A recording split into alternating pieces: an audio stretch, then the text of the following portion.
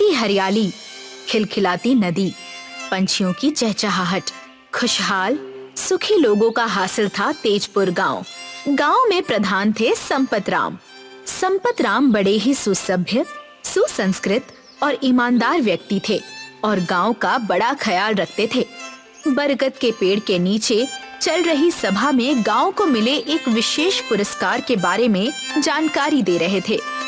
बड़ी ही खुशी की बात है, हर साल की तरह इस साल भी हमें आदर्श गांव का पुरस्कार दिया गया है। ये पुरस्कार इस बात का सबूत है कि हमारे गांव में विकास के साथ साथ सुख शांति भी है। मैं आप सभी से यही कहना चाहूंगा कि आप सभी इसी तरह से मिलजुल कर रहा करें। लेकिन संपत राम जी, विकास और सुख शांति तो ठीक है, पर हर साल की तरह इस साल भी हमारे गांव में कड़ाके की ठंड आएगी, उसका क्या करें? इसका कोई जवाब है आपके पास? हर साल ठंड आती है और हर साल की तरह इस साल भी हम लोगों को कंबल बांटेंगे, जिससे लोग ठंड से अपनी रक्षा कर पाएंगे। ये था सूरज, संपत राम का इकलौता बेटा, अपने पिता की तरह ही होनहार और एक अच्छा इंसान, जो कि हर दम गांव की भलाई के बारे में सोचता रहता था। लेकिन इस साल हमें पता चला है कि हर साल से ज्यादा ठंड इस साल आने वाली है। आप चिंता ना करें, हम इसका हल ढूंढने की पूरी कोशिश करेंगे। रामदास की बात सच साबित हुई। इस साल गांव में काफी ठंड आई।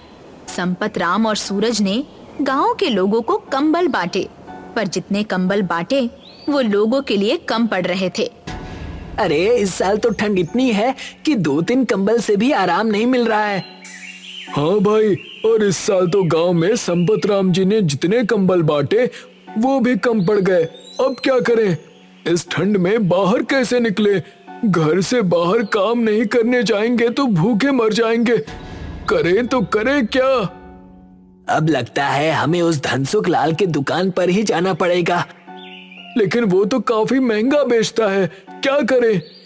और कोई चारा है तो बताओ। इसलिए गांव के लोग धनसुख लाल के दुकान पर जमा हुए, जिसकी एक कंबल की दुकान थी। देखो भाई, ये कंबल तो 5000 का है। इसकी क्वालिटी देखो, बहुत बढ़िया है। ये लेना हो तो लो, नहीं तो फुटो यहाँ से। तुम्हारे सरपंच के कंबल की तरह नहीं, उनके बेडशीट और कंबल में कोई फर्क ही नहीं है। फर्क तो आपकी नीयत और उसकी नीयत में है।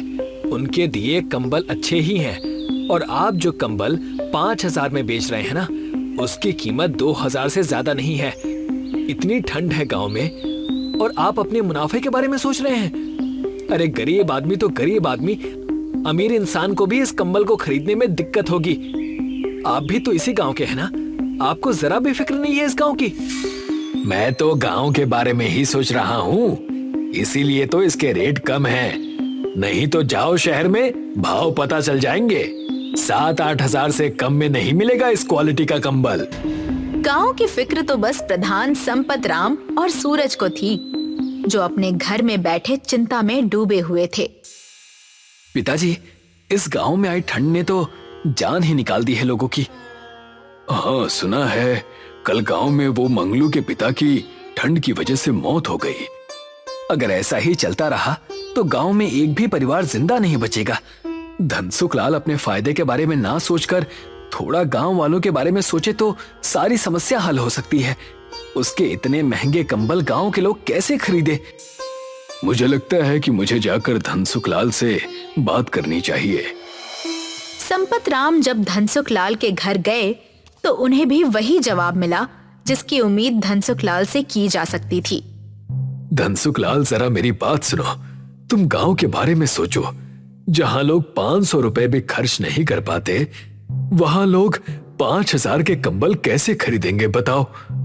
आप चाहते हैं कि मैं कंबल कम भाव में बेचूं? अरे मेरी कमाई करने का यही तो सीजन है।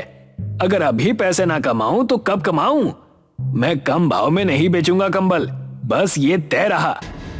संपत राम और सूरज अपने घर में बैठे हुए थे, सोच रहे थे कि इस समस्या से गांव के लोगों को बचाया कैसे जाए। संपत राम दुखी स्वर में बोल पड़े। इस गांव में जब से हूं, ना जाने कितनी ही समस्या इस गांव में आई।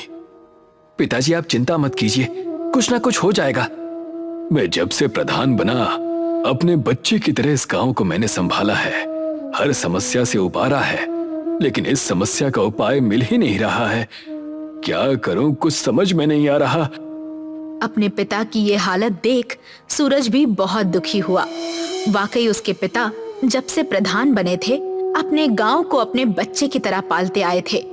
अपने परिवार से पहले हमेशा वो गांव के बारे में सोचते थे, लेकिन ठंड की समस्या ने तो उन्हें मानो अंदर से मार ही डाला था। सूरज भी तो अपने पिता की तरह ही गांव से प्यार करता था। इस पूरे माहौल में वो इस तरह फंस चुका था कि उसका दम घुट रहा था। इसीलिए टहलने के लिए वो गांव से दूर नदी किनारे पहुंचा।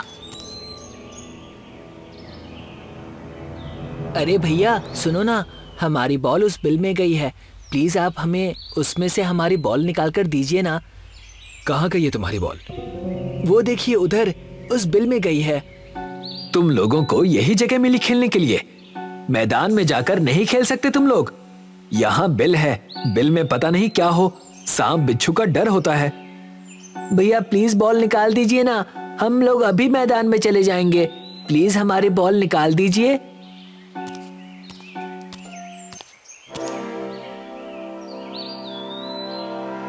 नाग को देखकर सभी डर गए, लेकिन सूरज तब चौंका जब नाग बोलने लगा।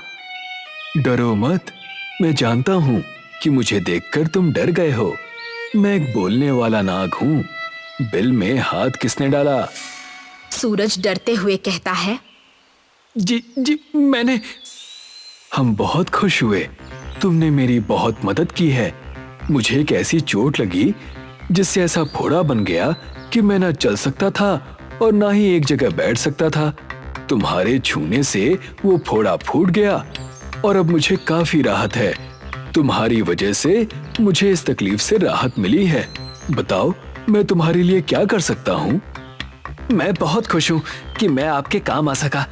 नाग देवता, आप एक दर्द से उबर चुके हैं, आपको तो दर्द का एहसास अच्छे से है।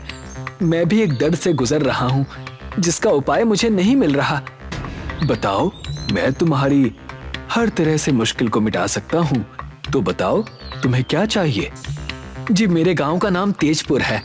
बात यह है कि इस साल गांव में काफी ठंड पड़ रही है, जिससे लोग काफी परेशान हैं, लोग मर रहे हैं। अगर आप हमारे लिए कुछ कर सके तो मैं आपका ऋणी रहूंगा। ऋणी तो मैं तुम्हारा हूँ, तुम्हारी इस समस्या का निवारण मैं करता हूँ। फिर क्या था, एक ही पल में सूरज और बच्चों के सामने एक बड़ा सा तंदूर प्रकट हुआ और सूरज के हाथ में एक जादुई माचिस भी आ गई। ये एक तंदूर है, तुम्हारे हाथ में जो माचिस है सिर्फ उससे ही ये तंदूर जलेगा। इसकी गर्मी से तुम्हारे गांव में ऐसी गर्माहट फैलेगी कि कंबल की भी जरूरत नहीं पड़ेगी, सब कुछ सामान्य हो जाएगा। वाह, इतना बड़ा तंदूर, अब तो बहुत मजा आएगा। इसमें तो पूरे गांव के लिए रोटियां बन सकती हैं। जब तंदूर जला तो गांव में खुशी की लहर ऐसी दौड़ी कि ठंड की लहर का नामो निशान न रहा। गांव के लोग भर भर कर सूरज को दुआएं देने लगे, और देते भी क्यों ना, आज उसकी वजह से तो गांव में सुख और शांति आई थी। वाह सूरज भैया, ये तंदूर से तो ऐसी गर्मी पैदा हो रही है कि गांव में किसी को भी ठंड नहीं लग रही है। ये तंदूर तो कमाल का है। इसकी सबसे अच्छी बात ये है कि ये सिर्फ सूरज भैया की इस माचिस से ही जलता है। जादू है ना ये? जादू तो है रामदास भैया। मुझे खुशी इस बात की है कि हमारा गांव इस ठंड से बच पाया। लेकिन ये सब देखकर गांव का सेठ धनसुख लाल पूरी तरह जल भुन गया था। इस सूरज ने तो मेरा सारा धंधा ही बिगाड़ दिया। मैंने इतने सारे कंबल जो शहर से खरीद कर लाए हैं, अब वो सारे के सारे मुझे उस तंदूर में ही जलाने पड़ेंगे। ये तंदूर जी का जंजाल बन गया है, मुझे कुछ करना ही पड़ेगा। सुना है जो माचिस उस सूरज के पास है, सिर्फ उस माचिस से ही वो तंदूर जलाता है। अगर तुम वो माचिस चुरा लो और उसे नष्ट कर दो तो फिर से लोग ठंड से मरने लगेंगे, और उन्हें ठंड से बचने के लिए कंबल तो तुमसे ही खरीदनी पड़ेंगी। हाँ, लेकिन ऐसा क्या कर सकते हैं कि वो तंदूर की माचिस हमारे हाथ लग जाए? तुम्हें वो माचिस गांव वालों की नजर से बचा कर चुरानी पड़ेगी। एक काम करो, रात के अंधेरे में तुम संपत राम के घर जाओ और वो माचिस अपने हाथ में लेकर उसे खत्म कर दो। रात को सारा गांव जब सो रहा था, तब संपत राम के घर के पीछे वाली खिड़की में कुछ हलचल महसूस हुई।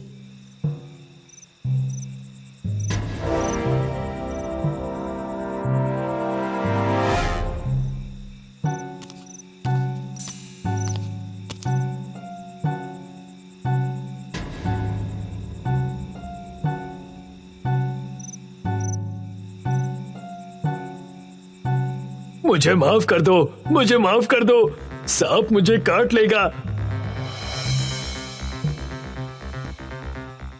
धनसुख, तुम यहाँ कैसे?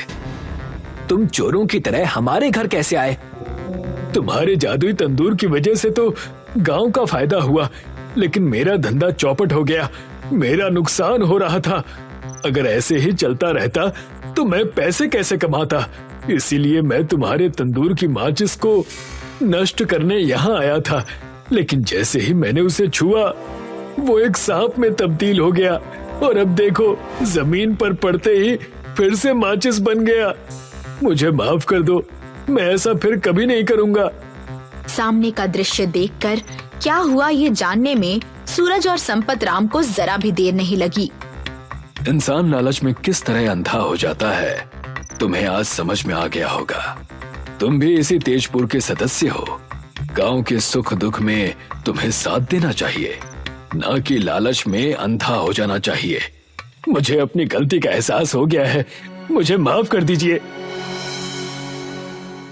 कुटुंबपुर गांव में रामलाल नाम का व्यक्ति रहता था, जो गांव में ठेला लगाकर पानी पूरी बेचा करता था। रामलाल की पानी पूरी दूर दूर के गांव के लोग खाने आया करते थे। रामलाल एक दयालु स्वभाव का व्यक्ति था। गरीबों को वो मुफ्त में पानी पूरी खिला दिया करता था। एक दिन रत्नापुर गांव का मुखिया रामलाल की पानी पूरी की तारीफ सुनते हुए अपने दो साथी भीमा और कालिया के साथ वहां पर आया। तुम्हारे पानी पूरी के चर्चे दूर दूर तक गांव में फैले हुए हैं रामलाल। मैं अपने आप को यहाँ पर आने से रोक नहीं पाया। ये मेरे दोनों साथी भीमा और कालिया हैं। अपने हाथ की बढ़िया पानी पूरी हम सबको खिलाओ। रामलाल ने उन सबको एक एक प्लेट पानी पूरी दे दी। पानी पूरी खाकर मुखिया खुश होते हुए बोला, तेरे हाथ में तो जादू है रामलाल, पानी पूरी खाकर मजा आ गया। सही कहा मुखिया जी, कई गांव में पानी पूरी खाई है, लेकिन ऐसी पानी पूरी का स्वाद कभी भी चखने को नहीं मिला। रामलाल, तुम हमारे गांव में ठेला क्यों नहीं लगाते? कालिया सही कह रहा है रामलाल, मेरा गांव तुम्हारे गांव से ज्यादा सुंदर है और वहां पर सफल व्यापारी भी रहते हैं। तुम्हारी पानी पूरी वहां खूब बिकेगी। तुम कहो तो मैं वहां पर तुम्हारे लिए एक अच्छी सी दुकान भी बनवा दूंगा। नहीं मुखिया जी, मैं अपना गांव छोड़कर कहीं नहीं जाऊंगा। मेरे गांव में भले ही आपके गांव जैसे धनवान व्यक्ति नहीं रहते हो, लेकिन मुझे अपने ही गांव में शांति मिलती है। आपको शायद नहीं पता मुखिया जी कि ये रामलाल एक नंबर का बेवकूफ व्यक्ति है, मूर्ख व्यक्ति है। आधे से ज्यादा तो पानी पूरी ये अपने गांव के लोगों को मुफ्त में खिला देता है। भीमा की बात सुनकर मुखिया हंसते हुए बोला, वो तो इसके कपड़ों की और ठेले की हालत बता रही है। अभी भी वक्त है रामलाल, ऐसे मौके बार बार नहीं आते। जीवन में धन कमाना बहुत जरूरी होता है। मुखिया रामलाल को तरह तरह के लालच देने लगा, मगर रामलाल ने उसकी बात मानने से इनकार कर दिया। रामलाल, मैंने तुम्हारी पानी पूरी की जरा सी तारीफ क्या कर दी, तुम तो अपने आप को 30 मार खां समझने लगे। तुम्हारा अब ये पानी पूरी का ठेला ज्यादा दिन तक नहीं चल पाएगा। इतना कहकर मुखिया गुस्से से अपने साथियों के साथ वहाँ से चला गया। वो सीधा रामलाल के गांव के मुखिया सत्तू से जाकर मिला। और सुनाओ सत्तू भाई, क्या हाल चाल है तुम्हारे गांव के? अरे मेरे गांव के हाल चाल क्या लेने आए हो मुखिया? हाल चाल तो तुम्हारे गांव के अच्छे हैं। तुम्हारे गांव में उन्नति ही उन्नति है। मेरे गांव के लोगों को तो 2 वक्त का भोजन भी बहुत मुश्किल से मिल पाता है। तुम्हारे गांव में रामलाल की पानी पूरी तो बहुत प्रसिद्ध है। दूर दूर से गांव के लोग सिर्फ और सिर्फ रामलाल की पानी पूरी खाने के लिए ही आते हैं। इसमें तो कोई शक की बात नहीं है मुखिया। उस बेचारे का पानी पूरी का ठेला अच्छा चलता है। यही बात तो मैं तुम्हें समझाने आया हूँ सत्तू। मेरी बात गौर से सुनो। तुम्हारे गांव का नाम तुम्हारी वजह से नहीं बल्कि रामलाल की वजह से प्रसिद्ध है। दूर दूर से गांव के लोग सिर्फ उसकी ही पानी पूरी खाने के लिए आते हैं। अगर ऐसा ही हाल रहा तो वो दिन दूर नहीं कि गांव वाले आपस में मिलकर रामलाल को ही मुखिया बना दे। रत्नापुर गांव के मुखिया की बात सुनकर सत्तू बुरी तरह से चौंक गया। बात तो तुम बिल्कुल सही कह रहे हो मुखिया। इस बारे में तो मैंने कुछ सोचा ही नहीं। तुमने तो मुझे टेंशन में डाल दिया। तो मुझे बताओ कि इसका उपाय क्या है। मैं ऐसा क्या करूं कि मेरे गांव का नाम मेरे नाम की वजह से प्रसिद्ध हो जाए। सीधी सी बात है, तुम्हारे गांव का नाम पानी पूरी की वजह से प्रसिद्ध है। तुम शहर से कुछ अच्छे पानी पूरी बनाने वाले को पकड़ लाओ और अपने गांव में एक बढ़िया रेस्टोरेंट खोल लो। जब रेस्टोरेंट खुल जाएगा तो फिर रामलाल की पानी पूरी कौन खाने आएगा। हमारे मुखिया जी बिल्कुल सही कह रहे हैं सत्तू भाई, आपको उनकी बात मान लेनी चाहिए। हमारे सारे गांव वाले हमारी मुखिया जी की ही बात मानते हैं और देखो हमारे गांव में तुम्हारे गांव से ज्यादा उन्नति है। तुम दोनों बिल्कुल सही कह रहे हो। मैं कल ही शहर से कुछ पानी पूरी बनाने वालों को पकड़ कर लाता हूँ और यहाँ अपने गांव में रेस्टोरेंट का निर्माण करवाता हूँ और उस रेस्टोरेंट का नाम मेरे ही नाम से होगा, सत्तू रेस्टोरेंट। सत्तू की बात सुनकर रत्नापुर गांव का मुखिया मुस्कुराता हुआ वहां से चला गया। मुखिया अपने साथी कालिया से बोला, इसे राजनीति कहते हैं कालिया। अब तुम देखना, ये रामलाल आज से सत्तू मुखिया की आंखों का कांटा बन गया है। कुछ ही दिन में इस रामलाल का नाम खत्म हो जाएगा। आपके दिमाग का तो जवाब नहीं मुखिया जी। कुछ दिनों के अंदर ही अंदर सत्तू मुखिया ने गांव में एक बहुत अच्छे रेस्टोरेंट का निर्माण करवा लिया और शहर से एक बहुत अच्छे पानी पूरी बनाने वाले को अपने गांव में ले आया। कुछ ही दिनों बाद गांव के सारे लोग उसके रेस्टोरेंट में जाकर पानी पूरी खाने लगे। अब सत्तू के ठेले पर कोई नहीं आता था। बेचारा सत्तू रोज पानी पूरी का ठेला लगाकर दिन भर धूप में अकेला खड़ा रहता और शाम तक उसकी पानी पूरी खराब हो जाती। कुछ दिनों बाद निर्मला रामलाल से बोली, आपको अपना ठेला किसी दूसरे गांव में लगाना चाहिए। आपकी पानी पूरी कोई खाने नहीं आता। हम तो सड़क पर आ गए। तुम सही कहती हो। मुझे अपनी पानी पूरी रोज शाम के वक्त फेंकनी पड़ती है। तभी रामलाल का दरवाजा कोई खटखटाने लगा। रामलाल ने दरवाजा खोल दिया। उसने देखा बाहर एक बूढ़ा व्यक्ति खड़ा हुआ था। मुझे कुछ खाने को दे दो, 3 दिन से भूखा हूँ। मेरे घर पर करीब 2 दिन से खाना नहीं बन रहा। मेरा नुकसान पे नुकसान हो रहा है। मेरे पास कुछ पानी पूरी पड़ी है जो अभी तक खराब नहीं हुई हैं। तो लाओ, मुझे वही खिला दो। रामलाल ने पानी पूरी उस बूढ़े व्यक्ति को दे दी। देखते ही देखते वो बूढ़ा व्यक्ति रामलाल की सारी पानी पूरी खा गया और उसने एक झोली रामलाल को पकड़ा दी। ये क्या है? ये बालू है जो तुम्हारी किस्मत बदल देगी। बालू मेरी किस्मत कैसे बदल सकती है? ये जादुई बालू है। तुम कल से तंदूर में पानी पूरी बनाओगे। लेकिन वो कैसे? अपने कान इधर लेकर आओ। बूढ़ा व्यक्ति सत्तू के कान में कुछ बात कहकर चला गया। अगले दिन सत्तू उस बूढ़े व्यक्ति के बताए अनुसार गांव के बीचों बीच ठेला लगाकर खड़ा हो गया और तंदूर गर्म करके छोटी छोटी पूड़ियां बनाने लगा।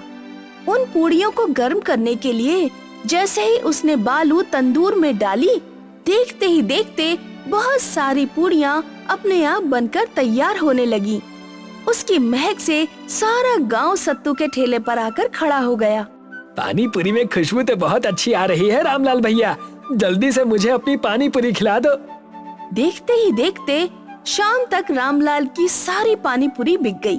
उस दिन के बाद रोज रोज ऐसा ही होने लगा। रामलाल तंदूर में पूड़ियां बनाता, मगर जैसे ही वो पानी पूरी गर्म करने के लिए जादुई बालू डालता, पूरा गांव वहां एकत्रित हो जाता। गांव में मुखिया के रेस्टोरेंट में कुत्ते लौटने लगे थे। थक हार कर सत्तू ने रत्नापुर गांव के मुखिया को बुलाया। पता नहीं रामलाल तंदूर में कैसे पानी पूरियां बना रहा है। मेरे रेस्टोरेंट में तो ताले लग गए। आपके कहने के मुताबिक मैंने कई दिन से उसके घर पर नजर रख रहा था। मैं सिर्फ इतना जानता हूँ कि उसका तंदूर एक जादुई तंदूर है। उसके पास जादुई बालू है। जैसे ही वो बालू तंदूर में डालता है, पूरा गांव पानी पूरी की खुशबू से महक जाता है। तो फिर जाओ, वो बालू मुझे ला कर दो। जैसी आपकी मर्जी। अगली रात भीमा और कालिया चुपके से उस बालू को चुरा ले आए। सत्तू ने भी हूबहू वैसी ही पानी पूरी बनाने की कोशिश की, मगर जैसे ही उसने वो बालू तंदूर में डाली, अचानक तंदूर फट गया और उसके कारीगर घायल होकर बेहोश हो गए।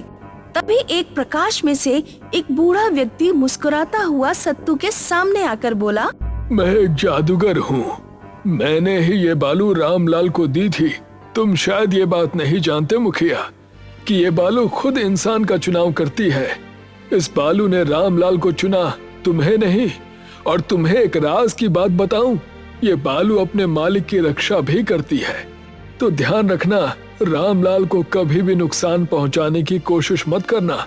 वो बहुत दयालु व्यक्ति है। उसकी दयालुता से ही प्रसन्न होकर मैंने उसे ये जादुई बालू दी थी। आखिरकार उसने मुझे मुफ्त में अपनी पानी पूरी खिलाई थी, तो उसका फायदा कराना तो मेरा फर्ज है। इतना कहकर वो बूढ़ा व्यक्ति गायब हो गया और सत्तू हाथ मलता रह गया।